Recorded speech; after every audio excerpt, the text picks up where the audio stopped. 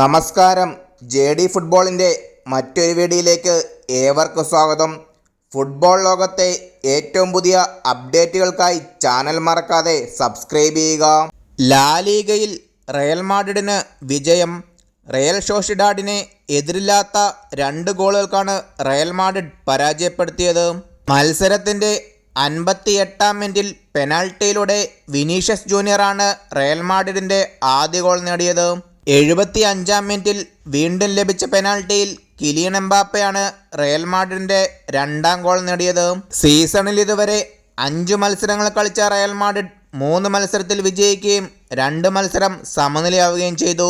5 മത്സരങ്ങളിൽ നിന്ന് 1 വിജയവും 1 സമനിലയും 3 തോൽവിയുമായി 4 പോയിന്റോടെ റയൽ സോസിഡാഡ് പോയിന്റ് പട്ടികയിൽ 16ാമതാണ്. വീഡിയോ അവസാനിക്കുന്നു. കൂടുതൽ ഫുട്ബോൾ അപ്ഡേറ്റുകൾക്കായി ചാനൽ സബ്സ്ക്രൈബ് ചെയ്യുക.